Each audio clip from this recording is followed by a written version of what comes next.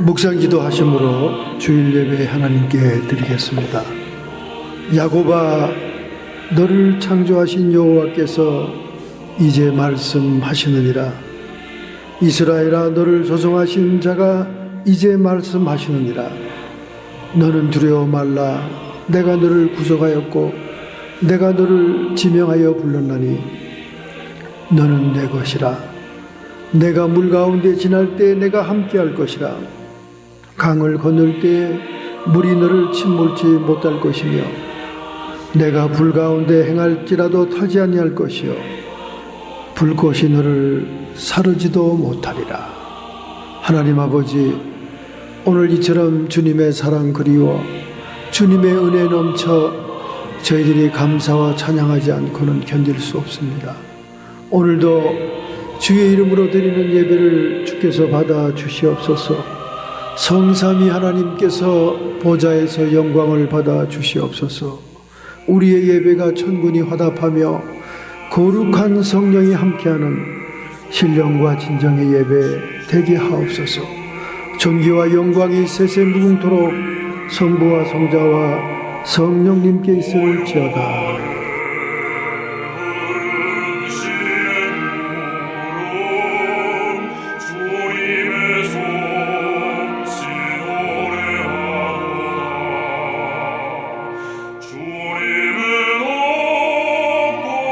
영원부터 영원까지 스스로 계시는 자, 진리의 빛 가운데 다니시는 거룩하신 전능자 앞에 무엇을 가지고 나가리까? 머리부터 발끝까지 저주받은 아담의 피가 흐르고 쉼없이 뛰는 심장 속엔 교만과 거짓, 더러운 것들로 가득 차 입으로 나오는 것마다 부끄러운 것들이니 여호와 앞에 나는 떨고 서 있는 죄 많은 존재입니다. 저 멀리 갈보리 언덕에서 부르짖는 소리 들리네. 엘리 엘리 라마 사박다니. 그 흠없으신 대로 자신을 하나님께 드린 완전한 희생 제사. 주님이 우리의 영원한 대제사장이 되셨네. 오라 내게로 오라. 죄인들을 부르시는 주님의 음성. 이제 주님의 손잡고 아버지께 나아가리라. 오직 주님만이 우리의 중보자가 되시느니라. 하나님 아버지, 지난 한 주간을 돌이켜보면 우리의 잘못과 허물과 실수들이 많습니다.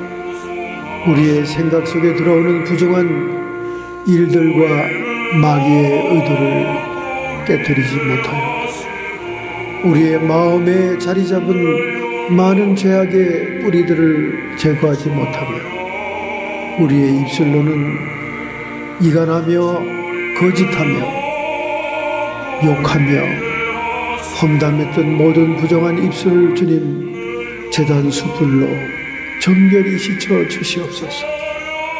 우리의 죄악들을 주님 앞에 토설하지 않으면 우리의 뼈가 상할 것이라 말씀했사오니 하나님, 이 시간 우리의 고백을 받아 주옵소서. 어린 양 예수 보혈의 피로 정결하게 씻어짐을 믿사옵고 참회의 기도를 드렸사옵나이다. 아멘.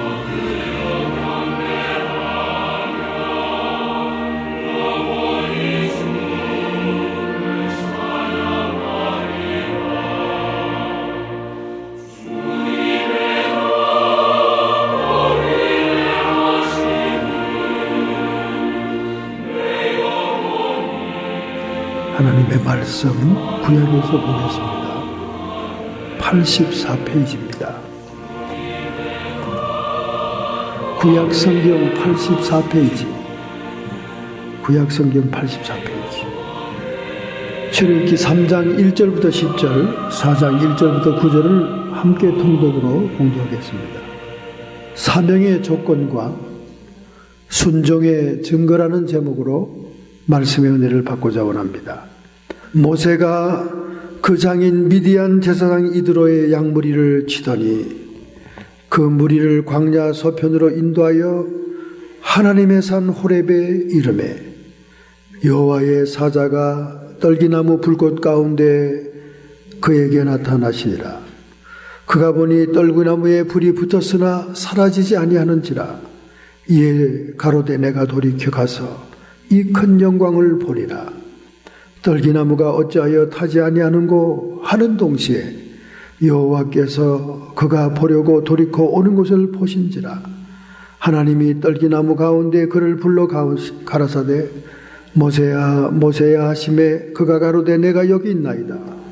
하나님이 가라사대 이리로 가까이 하지 말라. 너희 선 곳은 거룩한 땅이니 내 발에서 신을 벗어라.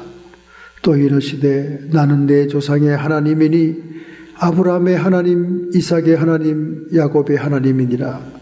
모세가 하나님을 배웠기를 두려하여 얼굴을 가리우매 여호와께서 가라사대 내가 애굽에 있는 내 백성의 고통을 정령히 보고 그들이 그 간역자로 인하여 부르짖음을 듣고 그 우고를 알고 내가 내려와서 그들을 애굽인의 손에서 건져내고 그들을 그 땅에서 인도하여 아름답고 광대한 땅, 젖과 꿀이 흐르는 땅, 곧 가나안 족속, 헷 족속, 아모리 족속, 브리스 족속, 히위 족속, 여보스 족속의 지방에 이르려 하노라. 이에 이스라엘 자손의 부르짖음이 내게 달하고 애굽 사람이 그를 괴롭게 하는 학대도 내가 보았으니 이제 내가 너를 바로에게 보내어 너로 내 백성 이스라엘 자손을 애굽에서 인도하여 내게 하리라. 4장 1절부터 9절로 가겠습니다. 한 장을 들치면 됩니다. 86페이지. 모세가 대답하여 가로되 그러나 그들이 나를 믿지 아니하며 내 말을 듣지 아니하고 이르기를 여호와께서 내게 나타나지 아니하셨다 하리이다. 여호와께서 그에게 이르시되 내 손에 있는 것이 무엇이냐. 그가 가로되 지팡이니이다. 여호와께서 가라사대 그것을 땅에 던지라. 곧 땅에 던지니 그것이 뱀이 된지라. 모세가 뱀 앞에서 피하매 여호와께서 모세에게 이르시되 내 손을 내밀어 그 꼬리를 잡으라. 그가 손을 내밀어 잡으니 그 손에서 지팡이가 된지라. 또 가라사대 이는 그들로 그 조상의 하나님 곧 아브라함의 하나님 이삭의 하나님 야곱의 하나님 여호와가 내게 나타난 줄을 믿게 하려 함이라 하시고 여호와께서 또 가라사대 내 손을 품에 넣어라 하심에 손에 품을 넣었다가 내어보니 그 손에 문둥병이 발하여 눈같이 흰지라. 가라사대 내 손을 다시 품에 넣어라 하심에 그가 다시 손에 품에 넣었다가 내어보니 손이 여상하더라. 여호와께서 가라사대 그들이 너를 믿지 아니하며 그 처음 이적의 표정을 받지 아니하여도 둘째 이적의 표정은 믿으리라. 그들이 이 두 이적을 믿지 아니하거든 내 말을 듣지 아니하거든 너는 하수를 조금 취하여다가 육지에 부으라. 내가 취한 하수가 육지에서 피가 되리라. 아멘.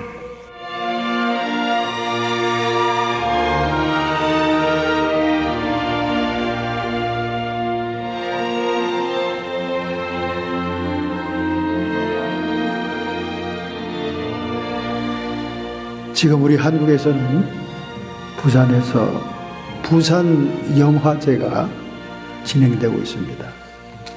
처음에 시작할 때는 많은 나라들이 참여하지 않았는데 이번에는 많은 사람들이 참여하고 중국에 관광객도 많이 들어오고 굉장히 성황리에 부산의 영화제의 축제가 되고 있습니다.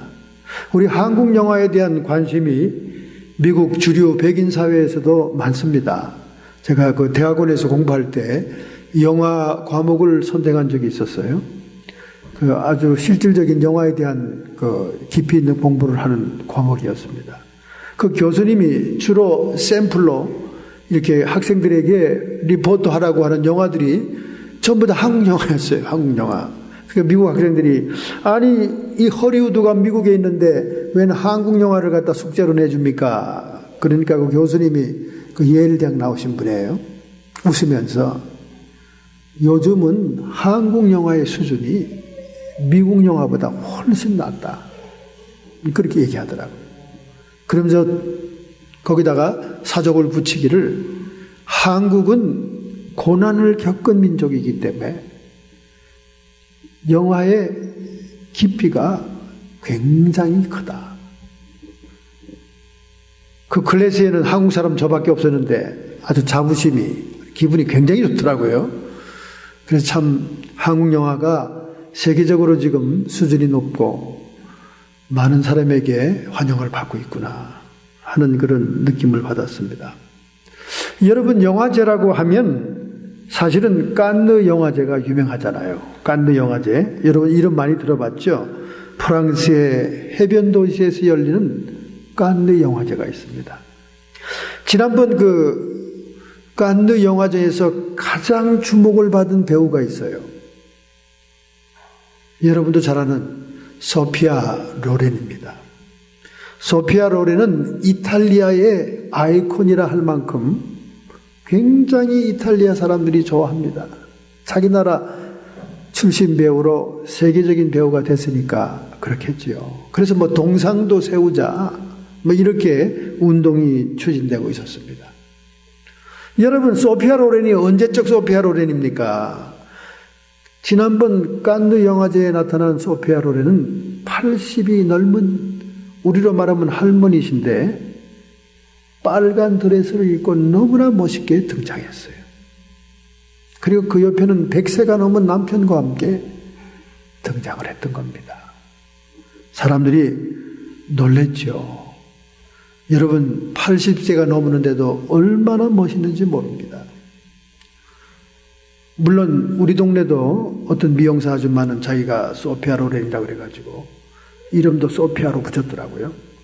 하나도 닮지 않은 것 같은데 자기는 소피아 로렌이래요. 그러니 뭐 불러주는 수밖에 없잖아요. 그죠? 불러서 붙여놨으니까. 하여간 뭐 우리 동네도 그런 분이 계시다니까 감사한 일이죠. 그런데 진짜 소피아 로렌은 여러분 아시죠? 키도 크고 얼마나 얼굴도 크고 이목구가 큽니까? 굉장했어요. 이 칸느 영화제는 배우들이 입고 나오는 드레스가 또 세계적인 관심을 끕니다. 왜냐하면 그 이태리나 불란서의 유명한 디자이너들이 그들이 입고 나오는 그 디자인 가지고 세계의 명품 가치를 올리기 때문에 영화제뿐만 아니라 패션제도 되는 거죠. 근데 그때 빨간색을 입고 이 할머니께서 말이죠. 입고 나왔다는 거예요.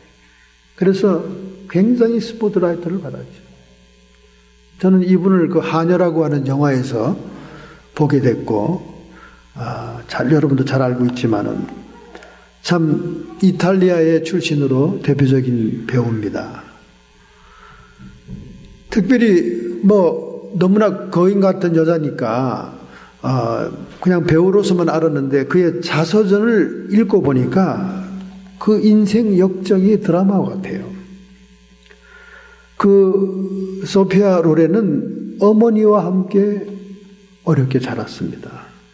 마피아가 버글거리는 나폴리의 빈민촌에서 자랐습니다. 그의 아버지는 그 어머니를 버리고 다른 여자와 평생 살았습니다. 그래서 어머니와 얼마나 고생을 했는지 몰라요. 그래서 항상 이 소피아 로렌은 어릴 때부터 친구들 사이에 놀림을 받으니까 그의 소원은 아버지를 가져보는 것이 소원이었어요. 그래서 나이가 많은 그런 카롤로 폰티라고 하는 영화 제작자와 결혼을 했지 않습니까? 22살의 연상의 남자. 그러니까 소피아 로렌이 80이 넘어서 칸느 영화제에 나왔을 때 남편은 100살이 넘었습니다. 사람들은 금방 이혼할 거라고 생각했는데 50년 이상을 정성껏 남편을 복양하면서 100세가 넘은 남편도 잘 모시고 살고 있더라는 거예요. 정말 기라성 같은 젊은 좋은 미국의 유명한 배우들, 뭐 존 웨인을 비롯해서 클락 케이블, 알란 브란도, 뭐 윌리엄 홀든, 많은 배우들과 명작들을 남겼죠. 처음에는 헐리우드에서 그 사람을 좋아하지 않았습니다. 왜냐하면 필름에 담기에 너무 이목구비가 크기 때문에. 텔레비전에도 얼굴 큰 사람 별로 안 좋아합니다, 여러분. 얼굴 큰 사람. 저도 처음에 이 채널 26에 설교 방송한다고 나왔더니 얼굴이 너무 대문짝만하게 나와가지고 촬영기사가 아이고 목사님 이거 어떡하죠? 제가 카메라가 뒤로 가는 수밖에 없습니다. 이래가지고 뒤로 카메라를 쭉 빼더라고요. 이 화면에는 얼굴 큰 사람들 별로 환영을 못 받습니다. 그래서 TV의 유명한 탤런트들 실제로 만나면 얼굴이 조망만해요. 조망만해. 그 남자 배우 유명한 그 이병 뭐 있지 않습니까? 그분도 저 보니까 얼굴이 요만하더라고요. 조그매요. 얼굴이 조그매야 어울리는 거예요. 필름 세계에는. 소피아 로렌이 얼마나 이목구비가 크고 얼굴이 큽니까? 키는 또 얼마나 큽니까? 처음에는 홀대를 받았다는 거예요. 그러나 그가 이렇게 개성 있는 배우로서 한 시대를 풍미한 이유는 허리우드의 여배우들을 따라가지 않았다는 거예요. 화장을 짙게 하지 않고 기초 화장만 했고 또 성형수술도 하지 않고 그렇게 허리우드 여배우들을 따라가지 않았고 또 젊은 자기 손자뻘 되는 손녀뻘 되는 그런 배우들을 그 젊음을 따라가려고 애쓰지도 않았다는 거예요. 나이 먹은 여성답게 개성 있는 모습으로서 이렇게 노후를 멋있게 세계인들의 눈길을 끌었던 것입니다. 여러분 80세 이상이 되어도 그렇게 우아하고 당당할 수가 없었습니다. 여러분도 그렇게 될 줄로 믿어요. 할렐루야. 요즘 한국의 그 노인들이 좋아하는 미국의 폭포가 있습니다. 여러분 잘 알죠? 갑자기 이 미국에 있는 폭포가 인기가 있어졌어요. 나이아가라. 이 폭포가 얼마나 인기가 있는지 몰라요. 한국 사람들 경로당에서 만나면 전부 다 나이아가라 폭포만 얘기한답니다. 어떤 경로당은 벽 하나를 다 나이아가라 폭포 그림으로 붙여놨대요. 나이아가라 말이야. 나이아가라 말이에요. 제가 이 80세에 왜 소피아 로렌을 얘기했겠습니까? 80세에 부름받은 모세가 오늘 등장하잖아요. 저는 이 모세 때문에 위로가 되는 거예요. 한국서 저를 찾아온 동창이 저를 측은한 모습으로 바라보더라고요. 야, 영근아, 너는 언제까지 머리가 하여도록 공부만 하고 있을래? 메뚜기도 한철이다. 너 지금 뛰지 않으면 영영 기회가 오지 않는다. 한국서 유명한 부흥 강사로 뛰는 동창이 나를 보니까 한심했던 것 같아요. 왜냐하면 미국서 목회한다고 막 애를 쓰긴 쓰는 것 같던데 소곱장론 같고 구멍가게 하는 것 같으니까 너무 불쌍하고, 그리고 또 그걸 또 캄프라치 하려고 막 공부하러 간다고 책을 끼고 다니니까 아이고 늙은 사람이 공부한다고 애쓴다 이렇게 나를 측은하게 보더라고요. 근데 제가 유일하게 그를 반격할 수 있었던 말 한마디는 모세를 봐라. 모세를 봐. 모세는 80부터 쓰임 받지 않냐. 난 지금 아직 멀었어. 준비해야 돼. 그랬더니 혀를 딱딱딱딱 차더라고요. 야, 성경에 나오는 모세가 80에 쓰임 받았다고, 야 80부터 쓰임 받을 이유가 있냐? 아니 생각해봐. 모세 시대에는 병원이 있었냐, 약품이 있었냐, 의사가 있었냐.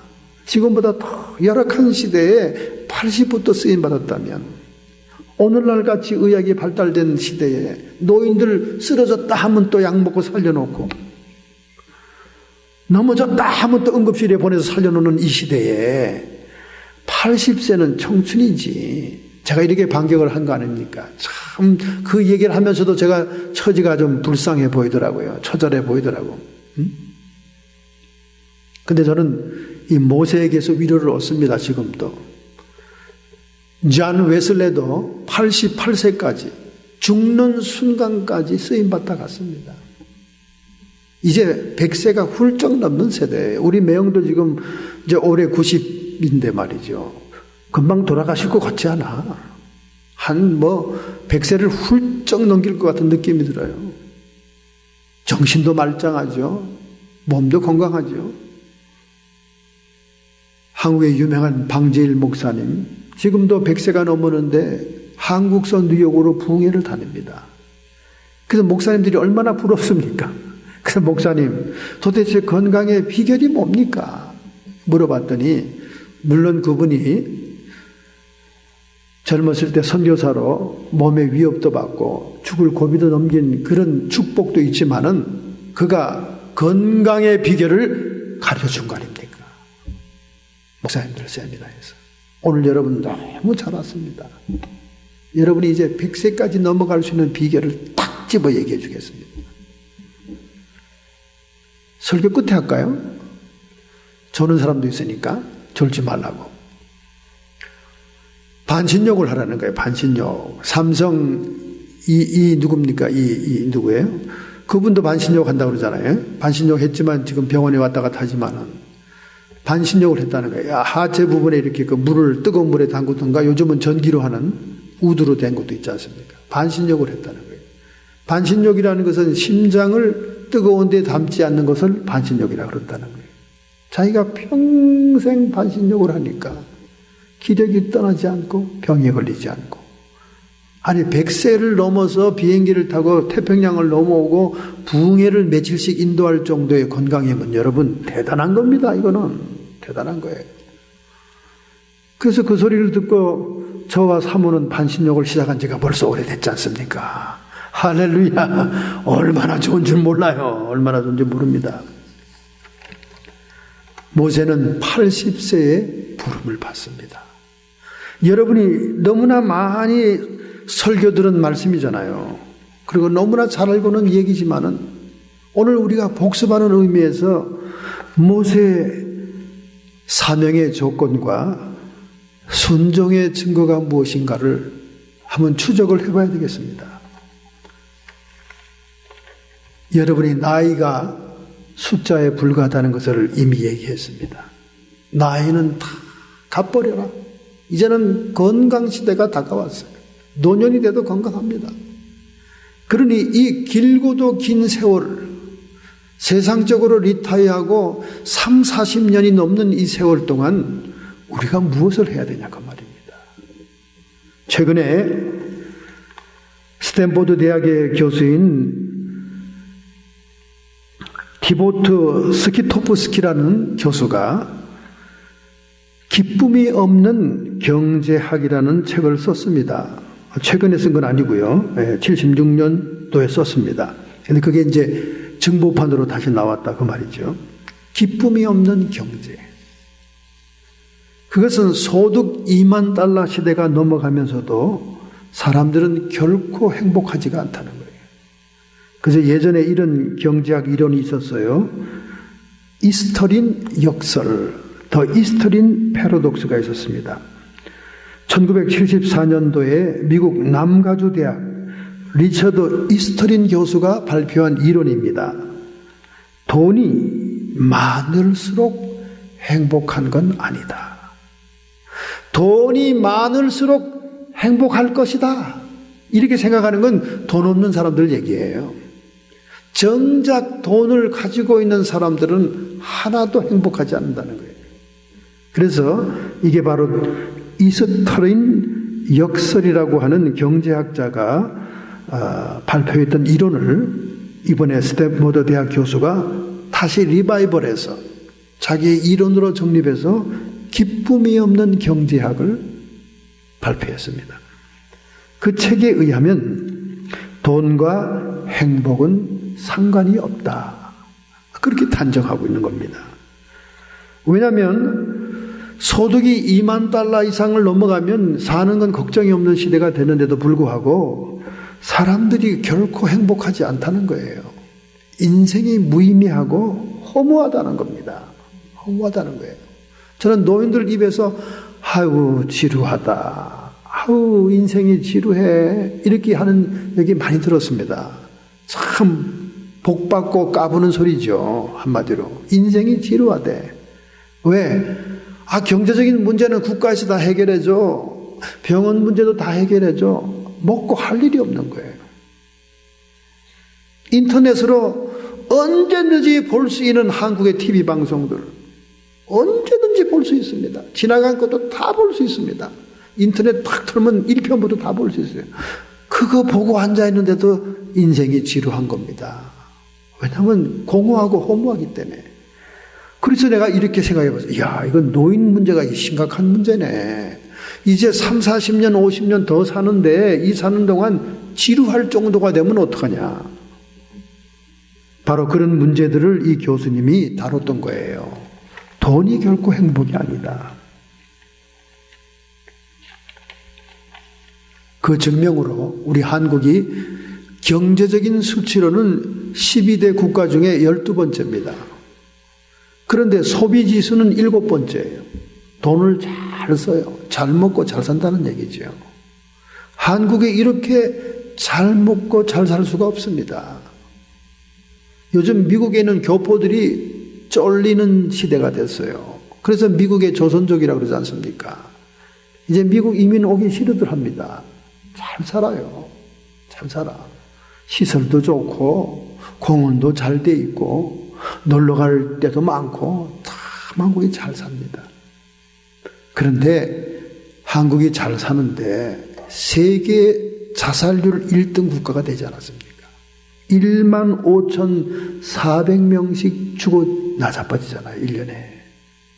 세계 1등 자살 국가라는 거예요. 경제 수준은 12등에다가 소비 지수가 7등에 불과한데 왜 목숨을 끊느냐 그 말이에요. 1등으로. 문제가 심각한 거 아닙니까, 여러분? 인생이 지루한 겁니다. 할 일을 못 찾은 거죠. 리타이어하고 나니까 자유시간은 눈앞에 쫙 펼쳐지는데 서예를 하고 바둑을 하고 댄싱을 하고 윷놀이를 해도 인간의 공허가 채워지지 않기 때문입니다. 그래서 저는 이렇게 얘기합니다. 돈이 행복이 아니라 사명을 행하는 것이 행복이다. 할렐루야. 정말로 하나님이 나에게 시키고자 했던 그 일, 하나님의 뜻을 이루는 그것이 참 행복이고 평안이 아니겠느냐. 성경을 읽어보면 성경에 하나님이 하라고 했던 일을 잘 감당한 그런 종들이 전부 다 평안과 기쁨을 얻습니다. 다윗이 그랬죠. 기드온이 그랬죠. 수많은 종들이, 엘리야와 엘리사가 그랬죠. 정말 우리가 영원한 행복과 영원한 평강을 누리고 싶다면 우리의 할 일을 찾아야 된다고 말해요. 그 일이 성취됨으로 보람과 기쁨이 있을 뿐만 아니라 그것이 하늘나라와 연결된 일이라면 영원한 상급이 기다리고 있지 않냐고 말해요. 할렐루야. 우리는 이 100세 시대를 통해서 남은 생애를 어떻게 주님이 이 땅에 나를 태어나게 한 그 뜻과 사명을 이룰 것인가. 거기에 포커스를 맞추고 거기에 열정을 다한다면 우리의 인생은 정말 영적인 행복과 희열을 누리게 될 것이다. 그런 의미에서 오늘 모세가 소명을 받는 이 본문의 사건은 너무나 우리에게 중요한 것입니다. 꼭 이런 본문을 읽으면 토를 다는 인간들이 있어요. 특별히 학박사 중에 똑똑하고 공부 많이 한 사람 그렇게 얘기합니다.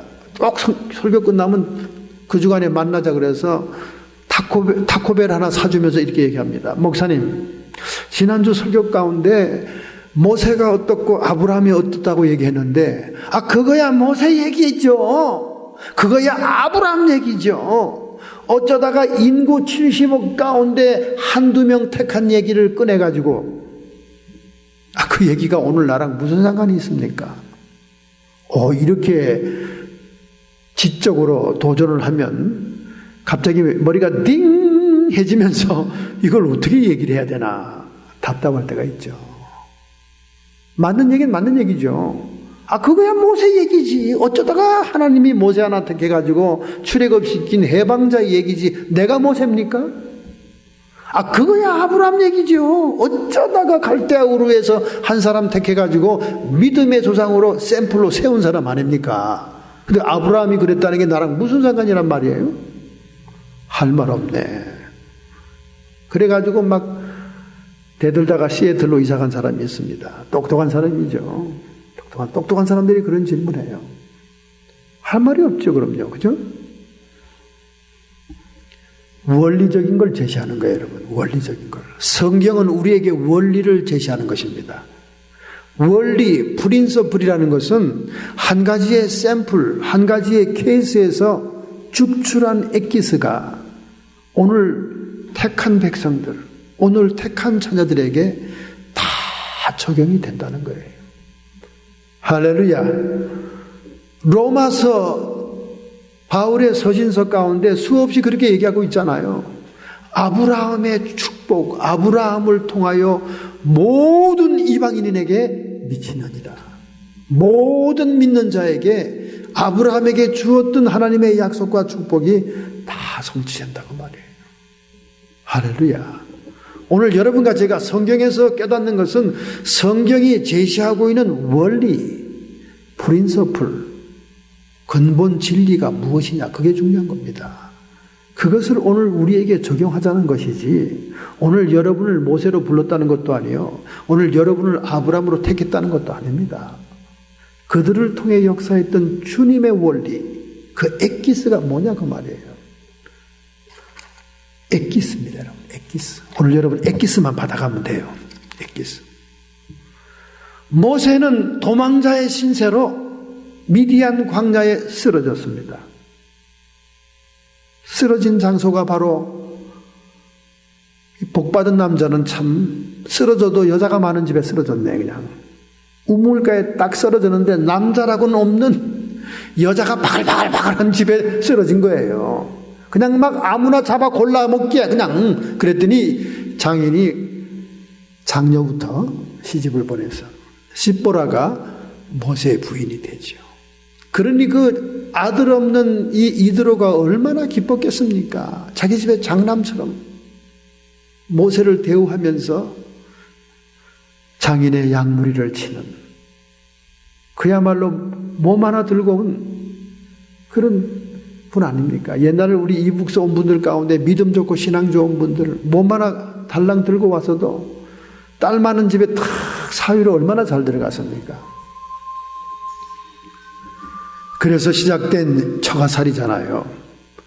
그러니 왕궁의 왕자로서 세도와 권세를 가지고 애굽의 학문을 가지고 호화호식했던 그가 이제 야인이 되어 일개 목동으로 양을 치고 있었으니까 얼마나 자포자기한 인생을 살았겠습니까? 그러던 어느 날 80세 된 노구의 몸을 이끌고 호렙산에 양머리들을 끌고 가고 있었을 때, 이 호렙이란 말은 황량하다, 황폐하다 그런 말입니다. 그냥 황량한 산이에요. 여호와의 사자가 떨기나무 불꽃 가운데 그에게 나타나시더라. 여기 지금 여호와의 사자라고 얘기합니다. 천사가 아니에요. 구약에 나타난 예수님입니다. 그 이유는 밑에 보면 알아요. 4절에 여호와께서 그가 오는 것을 보려고. 천사라면 여호와라는 말을 안 쓰죠. 예수님이 사람의 모형, 여호와의 사자의 모형으로 왔다가 그를 또 여호와라고 부릅니다. 떨기나무에 불이 붙는 거예요. 떨기나무에 불이 나는 현상을 많은 성경 주석가들은 이렇게 해석합니다. 그 떨기나무와 같은 노예의 형편에 있는 이스라엘 백성이 불타는 고난을 받고 있다. 그 의미도 해석할 수 있는 의미죠. 여러 가지 해석이 있는데 저는 하나님의 불이라고 얘기합니다. 성령 불이라고 합니다. 왜냐하면 여호와가 거기 있다 그러고 여호와의 사자 예수님이 있고 떨기나무에 불이 있으니까 성삼위 하나님이 다 나타났다고 보는 거예요. 그래서 떨기나무의 불은, 사라지지 않는 불은 성령 불을 보여준다. 저 그렇게 이제 해석하고 싶습니다. 그 신기한 광경을 보려고 고개를 쭉 빼고 나무 가까이 오니까 여호와께서 그에게 말하지 않습니까? 그를 불러 가라사대 모세야 모세야 하시니 그가 가로되 내가 여기 있나이다 하고 대답을 합니다. 하나님이 가라사대 이리로 가까이 하지 말라. 너희 선 곳은 거룩한 땅이니 내 발에서 신을 벗어라. 거룩한 땅이다. 모세가 메마른 사막 같은 호렙산 기슭을 수 없는 동안 양들을 끌고 다니던 그 땅인데 그게 거룩하다는 거야. 우리야 지금 그 땅을 잘 모르니까 거룩한가 보다 이렇게 생각하지만 모세는 항상 양들과 지나다니는 그곳인데 거기 거룩하다는 거예요. 거룩하다는 의미는 뭐냐? 하나님의 임재가 있고 하나님의 통치가 이루어지는 곳은 거룩한 것입니다. 할렐루야. 그냥 보통 땅이지요. 메마른 땅입니다. 사람으로 인하여 저주받은 땅일 뿐이죠. 땅이 너를 인하여 저주를 받고 모든 세계의 땅은 타락한 아담 인하여 저주를 받았습니다. 그런 땅이 불과한데 하나님의 떨기나무의 불이 임재하니까 하나님의 통치가 임재하니까 그것은 거룩해졌다는 거예요. 할렐루야. 우리가 하나님의 임재 앞에 하나님의 통치 앞에서는 발에 신을 벗어야 되는 것입니다. 발에 신을 벗어야 된다는 것은 자기를 부정하는 걸 얘기하는 거예요. 자기를 부정하는 것. 그 당시에 신발을 신지 못했던 사람들은 노예를 의미하는 것입니다. 자유 시민들은 신발을 샌들을 신고 다녔어요. 그러나 동물과 노예들은 자기의 주권이 없고 주인이 따로 있다는 의미로서 신발이 없었어요. 그러므로 하나님의 임재가 있는 이 땅에서 신발을 벗으라는 것은 너의 주권이 없다, 너의 자신을 부정하라, 그런 의미의 뜻이 포함되어 있는 거예요. 그리고 하나님이 자기를 조상의 하나님이라고 소개하고, 그리고 자기가 나타난 이유가 430년 동안 고통하는 이스라엘 백성을 이끌어내기 위해서 사명을 부여하는 순간이었던 것입니다. 그러므로 첫 번째로 사명의 조건이 무엇이냐?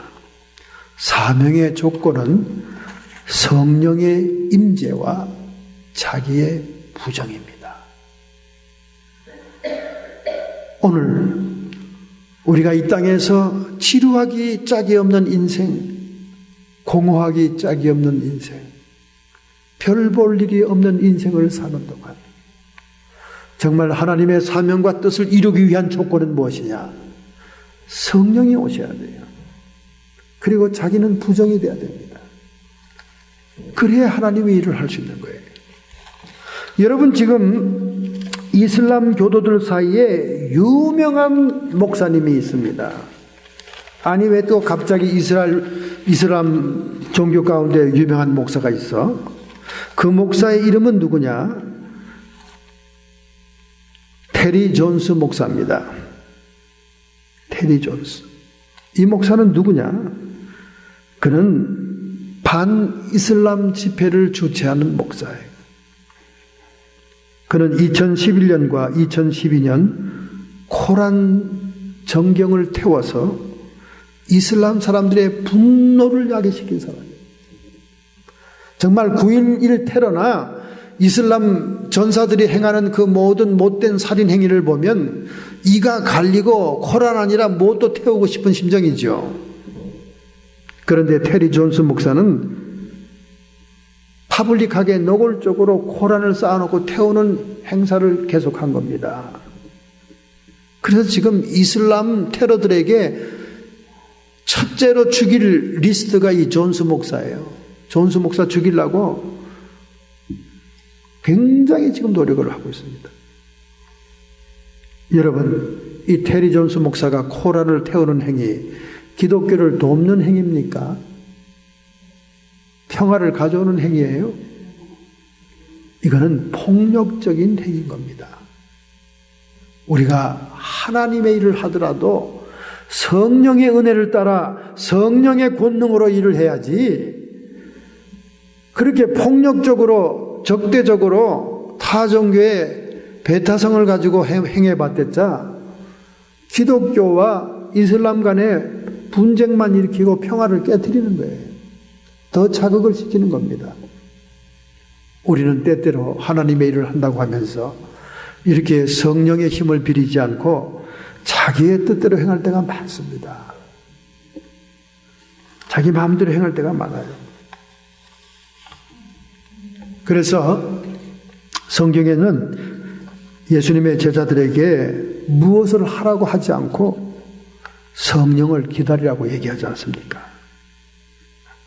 내게 들은 바 아버지의 약속하신 것을 기다려라.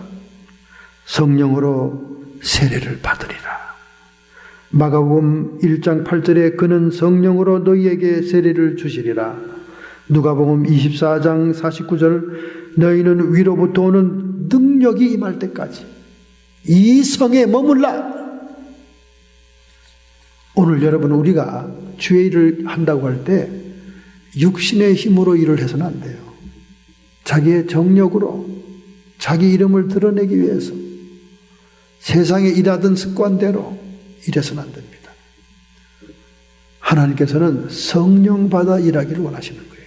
이 존스 목사가 코란 성경을 불태우면서 이슬람 교도들을 분노하게 하고 자극하게 하는 것은 성령의 역사가 아닙니다, 여러분. 이건 인간적인 자기 인기, 공명심의 역사지 자기 분노를 다스리기 위한 그런 일이지, 이벤트지 성령의 인도를 따르는 게 아니에요. 우리가 하나님의 뜻을 행하려고 할 때는 성령의 인도를 따라야 돼요. 성령에 대한 견해가 교파마다 약간씩 다릅니다. 개혁주의자들은 성령 세례에 대해서 따로 얘기하지 않습니다. 하나님의 성령 세례는 오순절 마가다락방에 한 번 내렸다. 그리고 성도들이 중생할 때 이미 성령이 오신 것이다. 뭐 2번, 3번 성령 받을 필요 없다. 이것이 개혁주의의 성령론입니다. 성령의 내적인 역사만을 강조한 거죠. 그러나 오순절 계통이나 성결교 계통, 웨슬리안들은 세컨 브레싱을 강조합니다. 세컨 브레싱은 뭐냐? 사람이 예수를 믿었지만은 그 믿은 것으로는 약하다. 세컨 브레싱을 받아야 된다. 성령 세례라고 하는 분명한 증거를 받아야 된다. 성령의 외적인 역사를 강조한 거죠. 그러나 제가 존경하는 토레이 목사님, 예수원의 토레이 목사님은 그의 할아버지 R.A. 토레이의 견해를 받았습니다. 그는 성령의 이중적인 역사를 얘기합니다. 즉 개신교회나 웨슬리아나 절충해서 얘기를 하죠. 절충해서. 그래서 성령의 역사는 이중의 역사가 있다. 그래서 헬라 원어를 소개합니다. 고린도전서에 성령으로 마시고 성령으로 세례받는다는 얘기를 플레데로 얘기합니다. 외적인 충만과 내적인 충족을 얘기합니다. 우리가 예수 믿고 구원받는 성령의 열매를 맺는 내적인 충만이 있고, 그리고 제자로서 하나님의 사역자로서 하나님의 권능의 역사를 감당하는 외적인 충만이 필요하다. 성령의 이중적인 사역을 강조합니다. 저는 이것을 택합니다. 성령의 이중적인 사역이 있어요. 내적인 충만으로 성령의 인격적인 열매를 맺고 외적인 권능으로 하나님의 사역을 하는 거예요. 그래서 여러분과 제가 남은 생에 하나님의 일을 하고 싶다면 인간의 혈기로, 자기의 정력으로 자기의 이름을 드러내기 위해서, 사람들에게 칭찬받기 위해서 육의 힘으로 하는 것이 아니라 하나님의 성령의 감동과 인도를 따라 행하는 성령의 역사가 필요하다고 말이에요. 그래서 가시던 불에 사라지지 않은 불이 모세에게 보여진 거예요. 할렐루야! 그 자리에는 여호와의 사자라고 하는 구약의 예수님이 나타나고, 또 여호와가 그를 음성으로 부르는 여호와가 계시고, 사라지지 않은 불인 성령이 임재하고 있었던 거예요. 할렐루야! 오늘 여러분과 내게 필요한 것은 이와 같은 성령의 역사입니다. 이런 성령의 능력의 통로가 되고 성령의 역사를 감당하려면 자기가 부족돼야 돼요. 자기가 비워져야 됩니다. 자기가 살아있는 한 성령의 역사를 충분히 대변할 수가 없어요. 오늘날 많은 사역자들, 많은 주의종들이 착각하는 것이 그게 뭐냐? 자기를 비우고 자기를 부정해야 성령의 통로가 될 수 있는 걸 모릅니다. 그냥 힘을 쓰고 막 악다구리를 치야 뭐가 역사가 일어난 줄 알아요. 저도 성령 갓받고 성령 막 은혜 충만할 때 얼마나 소리를 쳤는지 목이 가라앉을 날이 없었어요. 얼마나 소리를 쳤는지. 그런데 점점 영적으로 깊어지고 기도의 생활이 깊어지니까 악다구리를 쓰고 막 소리를 치면 칠수록 하나님의 역사가 약해지더라고요. 그걸 깨닫게 되었어요. 오히려 내가 부정이 돼야 성령의 통로가 될 수 있는 거예요. 자기 자랑이 나오고 자기 과시가 나오고 내가 무엇을 할 수 있다. 나는 불의 사자다. 능력의 종이다. 불에서 불꽃이 나가고 눈에서 불꽃이 나가고 입에서 불이 나가고 상징적으로 영적으로는 얘기할 수 있습니다. 실제적인 리얼리티는 아니에요. 리얼리티는 아니에요. 성령이 하셔야 되는 거예요. 할렐루야. 성령이 하셔야 되는 것입니다. 내가 비워지고 내가 겸손할수록 내가 부정될수록 성령이 힘있게 역사합니다. 오늘날 자기 부정을 위해서 자기 육을 죽이기 위해서 하는 금식마저도 자기를 드러내는 아이템이 되고 말았어요. 이 금식 잘못된 겁니다. 금식을 자기 명예로 자기의 권세로 자기의 자랑으로 사용하는 것 자체가 이미 금식에 실패한 거예요. 금식은 자기를 죽이는 거예요. 자기를 감추는 겁니다. 막 현장에서 기적이 일어나고 하나님의 성령의 사역이 보이면 사람들이 뛰어와가지고 어휴 목사님 영성의 대가십니다. 영성에는 대가가 없는 거예요. 영성에는 소가만 있을 뿐이지요. 영성의 대가라는 말, 사람을 치켜 올리는 말은 옳은 말이 아니에요. 사람은 작아져야 돼요. 자기가 부정돼야 됩니다. 자기가 피워질 때 성령이 통과하고 역사하는 거예요. 할렐루야. 얼마나 자기 과시를 위해서 하나님의 능력을 나타나기를 원하고 하나님의 능력을 구하는지 몰라요. 사명의 잘못된 자세입니다. 사명의 조건은 성령의 임재와 성령의 충만으로 일을 해야 되지만은 자기는 부정이 돼야 돼요. 자의식을 따르지 않고 성령의 의식을 따르고 자기를 드러내지 않고 주님을 드러내야 되는 거예요. 할렐루야. 예수님은 간데 온데 없고 자기와 세상만 남아있다면 그 반대로 거꾸로 가는 겁니다. 할렐루야. 오늘 여러분과 제가 남은 생에 주님의 뜻하신 사명을 감당하려고 할 때 우리는 성령의 임재를 통해 그리고 자기 부정을 통해 하나님의 사역을 해야 됩니다.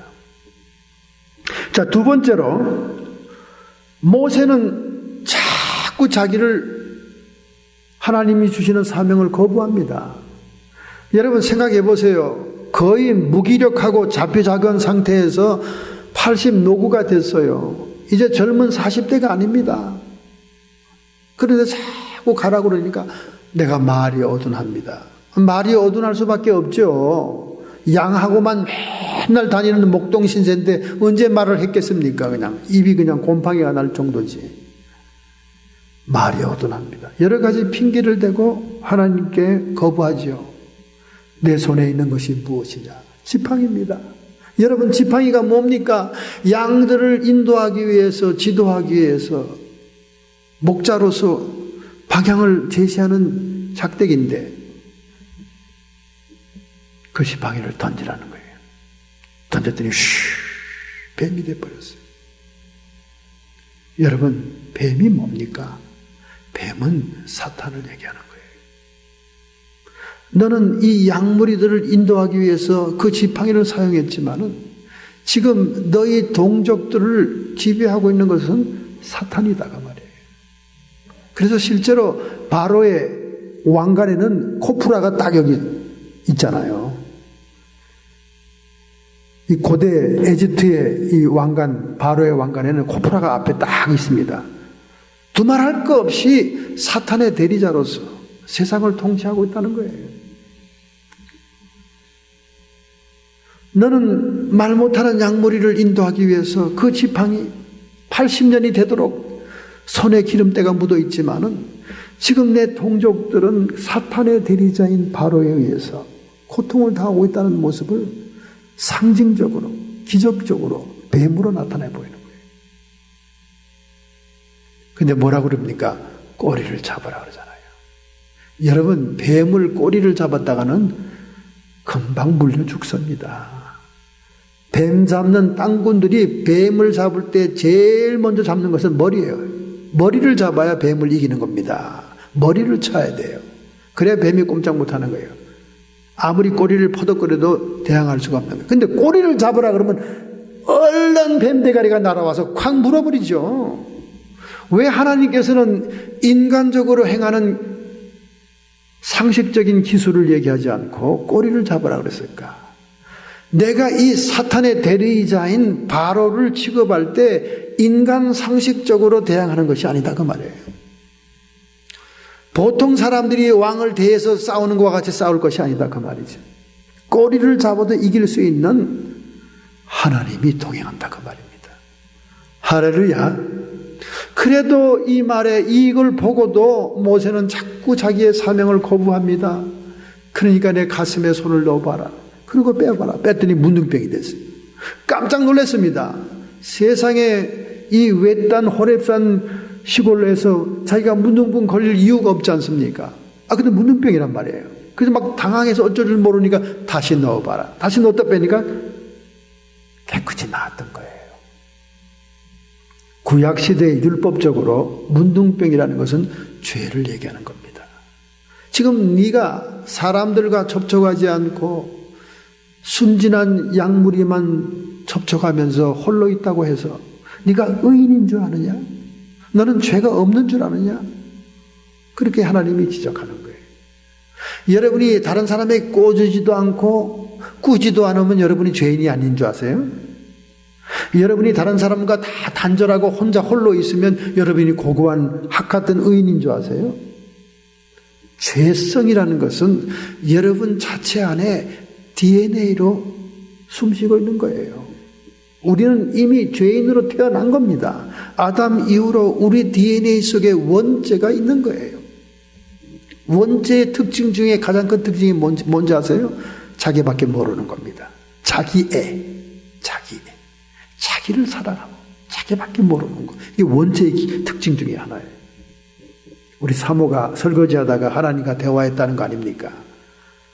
TV에서 7080 콘서트를 봤는데 거기서 그 사회자 배철수인가요? 머리 허연 사람이 뭐라 그랬냐면 요즘 말이죠. 유행가를 듣고도 힐링이 된 사람이 있습니다. 요즘 힐링이란 말을 얼마나 사회가 가져가서 쓰는지 몰라요. 그러니까 유행가를 듣다가 힐링됐다는 말이 딱 사회자가 첫 번째 얘기하니까 사모가 샥을 당한 거예요. 샥을. 아니 힐링이라면 교회나 찬송가를 부르다가 되는 거지 무슨 유행가에 힐링이 돼? 그래서 보기도 싫으니까 가서 부엌에서 설거지하면서 하나님께 물어본 거예요. 하나님 도대체 유행가가 왜 힐링을 합니까? 하나님의 음성이 들렸다는 거예요. 자기 애적인 만족에 빠진 것이다. 여러분 인간의 원죄의 특징은 자기애예요. 자기를 사랑하는 거예요.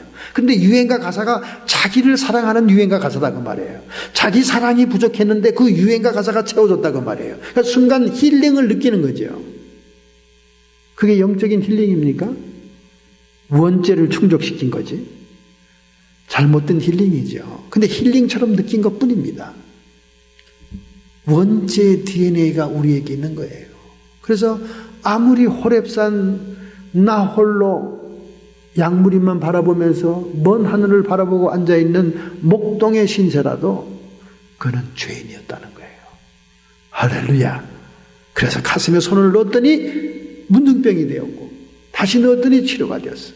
이 말은 너의 사명은 사탄을 퇴치할 뿐만 아니라 인간의 재앙 문제도 해결하기 위한 것이다. 그래도 이스라엘 백성들이 하나님께서 너를 보낸 것을 믿지 아니하거든 너는 나일강 하수를 조금 떠다가 육지에서 부을 때에 그것이 피가 되리라. 죽음을 얘기하는 거예요. 여러분, 나일강에 생명의 신이 있었습니다. 이걸 이시스라고 해죠. 에집트의 생명의 신이죠. 이시스, 오시리스, 이시스, 오시리스. 저 애굽 박물관에 가면 그 동상 있습니다. 우상들이 있어요. 오시리스, 이시스라는 신이 있는데 이 신이 생명의 신이에요. 나일강을 상징하는 신입니다. 그들이 생명의 신 오시리스 우상을 섬기고 있고 가짜 신을 섬기고 있지만은 그 신이 별조가 없다는 걸 보이게 될 것이다. 즉 물이 피가 됐다는 것은 생명의 죽음을 얘기하는 거거든요. 그러므로 단순히 모세가 사명을 감당하는 것은 이스라엘 백성을 노예에서 구해내는 것이 아니라, 그것만이 아니라 사탄을 정벌하는 것이요, 인간의 죄 문제를 다루는 것이요, 세 번째는 죽음의 문제를 다루는 것이다. 바로 이것은 예수 그리스도를 예표하는 것입니다. 할렐루야. 예수님이 오늘날 우리를 마귀의 종살이하는 데서 우리를 해방해내는 것은 우리 인생의 죄 문제를 해결해주고 사탄을 머리를 치는 것이고, 그리고 인생의 저주의 죽음을 해결하는 것이다, 그 말이에요. 할렐루야. 이처럼 하나님께서 순종의 증거를 모세에게 제시하자 모세는 두 손 들고 하나님의 사명 감당하게 되는 것입니다. 할렐루야. 여러분, 이제 100세 시대를 살고 있는 우리들입니다. 앞으로 남은 생애를 헛되이 보내지 말고 우리 예수님께서 이루신 죄의 문제, 사탄의 문제, 생명, 죽음의 문제를 만백성에게 증거하는 통로의 역사가 여러분과 저를 통해 나타나야 될 줄을 믿습니다. 할렐루야. 이런 사명 감당할 때 진정한 우리 영적인 희열이 있고 행복이 있는 겁니다. 여러분, 오늘날 우리가 받은 게 얼마나 많습니까? 지금 우리가 받은 것만 해도 어마어마합니다. 황창년 신부, 인기 있는 신부의 강연에서 그런 말을 합니다. 왜 한국 사람들이 그렇게 사살률이 세계 1등입니까? 그거는 욕심 때문에 그렇습니다. 욕심 때문에. 한국 사람들이 갖가지의 고난을 겪지 않았어요. 6.25 동란, 일제 압박, 가지가지 많은 고생을 했지 않습니까? 그래서 지금 잘 살게 됐잖아요. 한국의 의학이 세계적인 의학이 아닙니까? 병도 잘 고쳐줘. 환경도 좋아. 세상에 옆에 일본은 푹 하면 화산 터져, 지진 터져. 한 번 지진에 1500번 여진이 왔다는 거 아닙니까? 후쿠오카에 해일이 터져. 그 환란 많은 일본 땅 옆에 두고 우리 한국 땅은 어떻습니까? 흔들려봐야 3.1 정도 이하의 지진이고, 얼마나 좋은 조건에 살고 있습니까? 그럼에도 불구하고 자꾸 자살하려고 하는 것은 너무 욕심을 부려서 그렇다는 거예요. 너무 욕심을 부려서. 지금 있는 것을 감사하셔야 된다는 거예요. 있는 것을 감사해야 돼요. 이제 더 이상 나에 대해서 뭐 구할 게 있습니까? 감사해. 지금까지 받은 은혜를 감사해야지. 더 구할 게 있어요? 이제 우리가 해야 될 것은 예수님께서 이루어 놓으신 인간의 죄 문제, 사탄을 척결한 문제, 그리고 사망을 정복한 이 생명의 복음의 통로가 되는 이 사명을 감당하는 것, 이것이 우리 남은 생애의 과제인 줄로 믿습니다. 여기에 진정한 행복이 있고 영원한 상급이 있고 하나님의 칭찬이 있게 될 줄로 믿습니다. 할렐루야. 함준수라고 하는 한양대학병원에 소화기내과 의사가 있습니다. 이분은 숭의교회의 집사였는데 의사로서 집사를 맡으니까 집사가 아주 구차한 직분이라는 거예요. 아주 집사라는 소리가 듣기 싫어가지고 어쩔 줄 모르는 거예요. 그렇게 부자연스럽고 부담스러운 직분인데 그 직분을 들고 살았습니다. 그런데 은혜 받은 지금에 와서는 의사라고 하는 소리보다 집사라는 소리만 들으면 가슴이 설레고 눈물이 나고 감사하다는 거예요. 어떻게 이렇게 교만하던 사람이 변화됐을까요?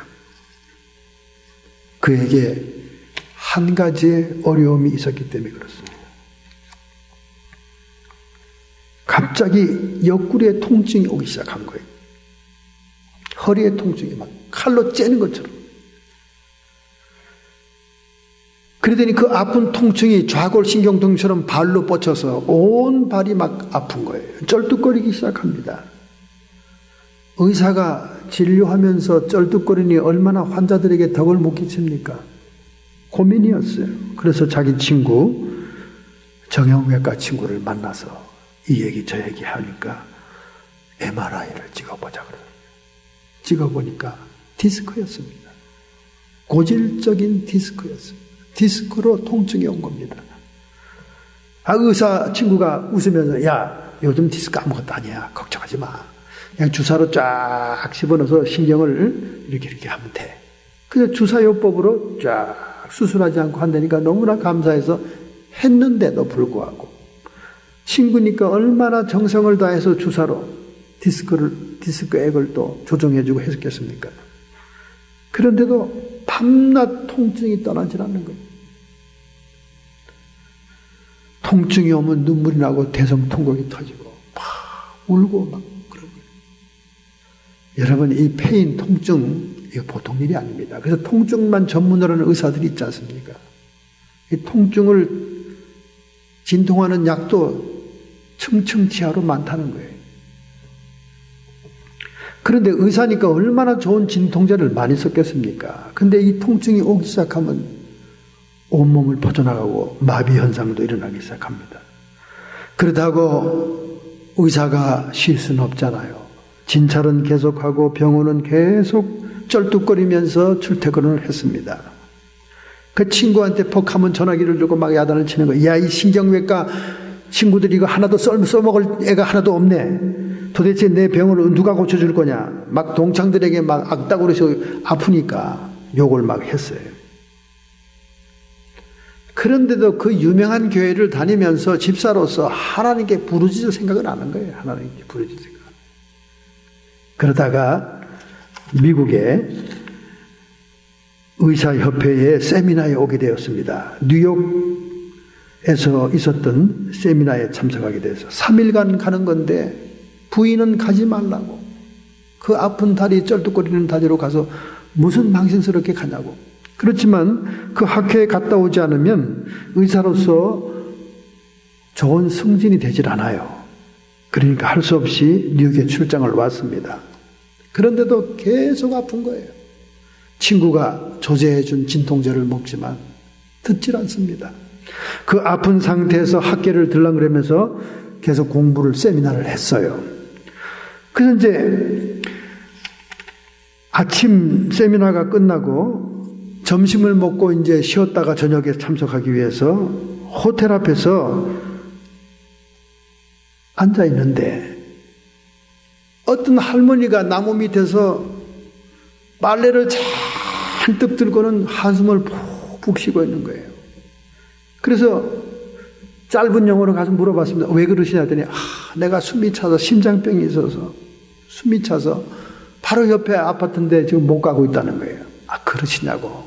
그래서 이 함 의사가 그걸 들여다 준 거예요. 자기도 막 허리가 끊어지고 쩔룩거리는데 그걸 들여다 주니까 그 할머니가 글쎄 자기 손을 탁 잡더니 예수 이름으로 기도를 해주는 거예요.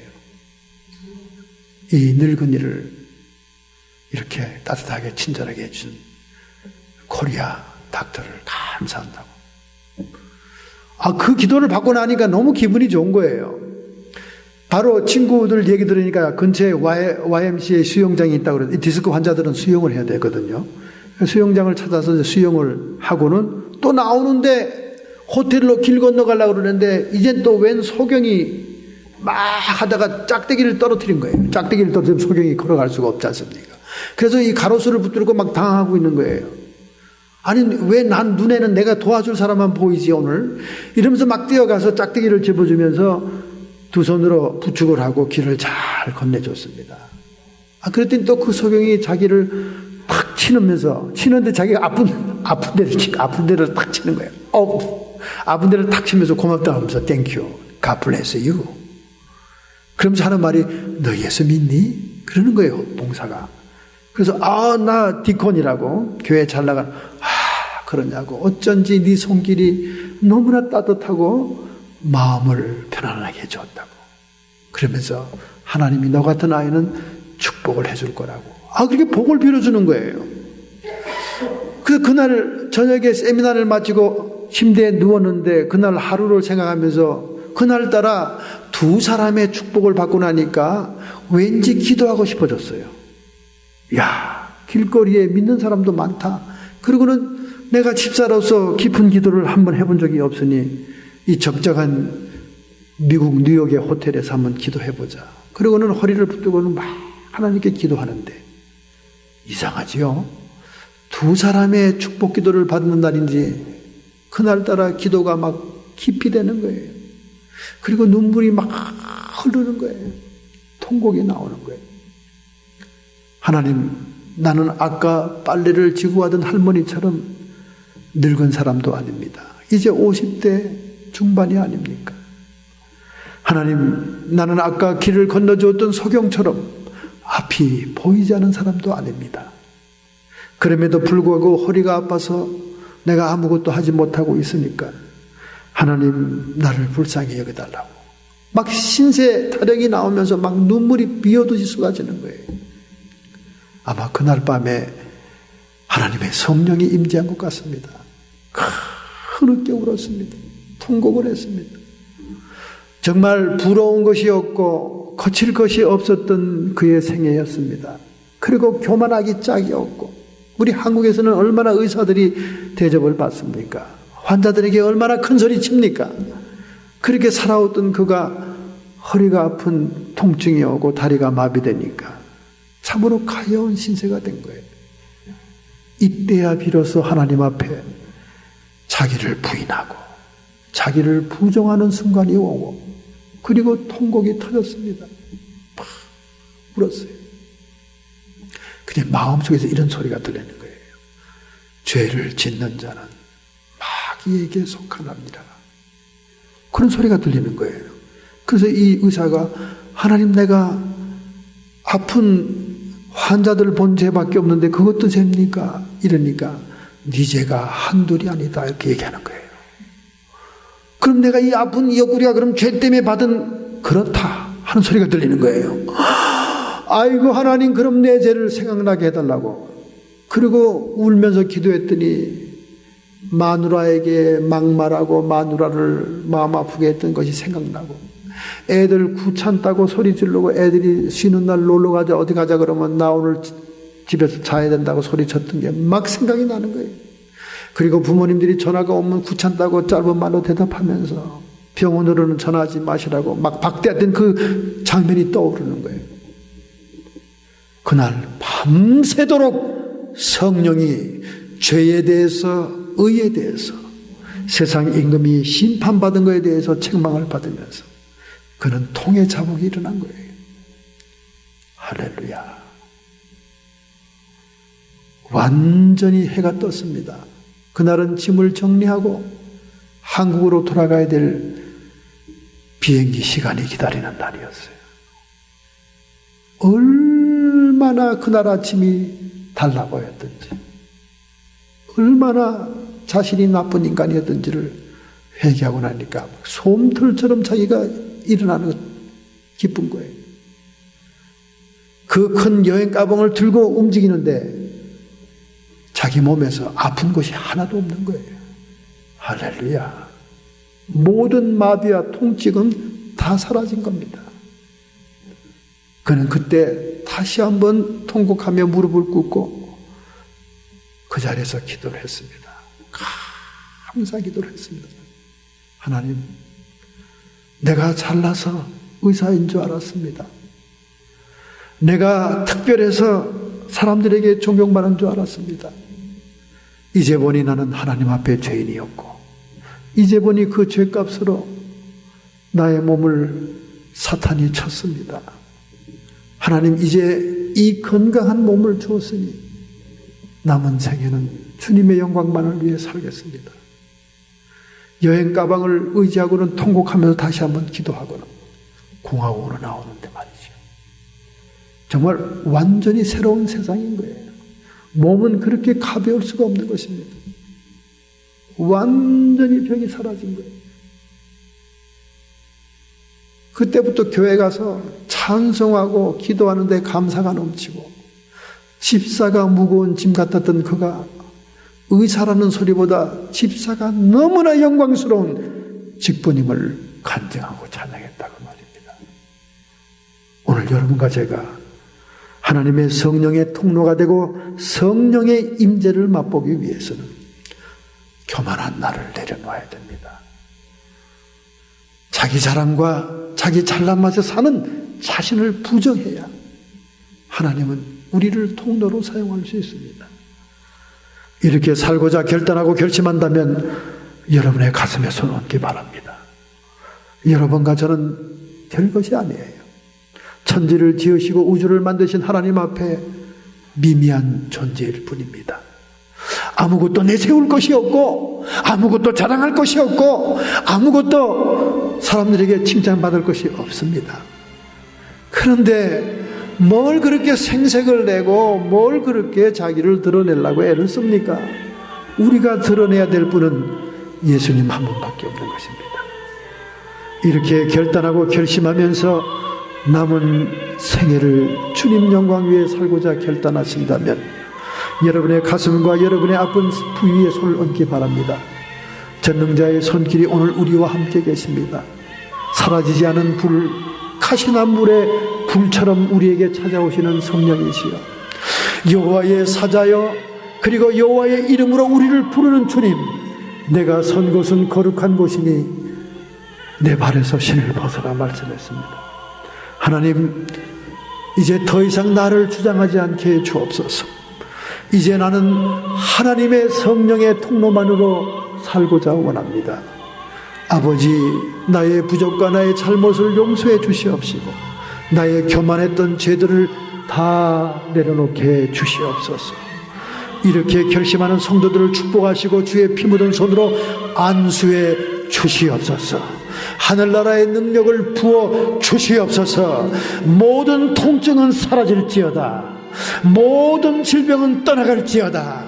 여호와 라파 치료의 하나님, 사람으로 인하여 땅이 저주받고 사람으로 인하여 세상 만물이 탄식하는 이때에 내가 축복의 사람으로 변화되게 해 주옵소서. 복음의 능력으로 변화되게 해 주시옵소서. 성령이시여 우리에게 임재하여 주옵소서. 우리의 마음속에 영원한 행복, 영원한 평안만이 깃들게 해 주옵시고 악한 마귀 사탄 귀신의 세력들 예수님의 이름 권세로 더 이상 우리를 회방하지 말고 우리의 주변에서 떠나가고 물러갈지어다.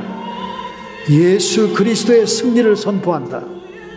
하나님을 우리 세상에 태어나게 한 기쁨을 돌려드리게 해 주옵소서.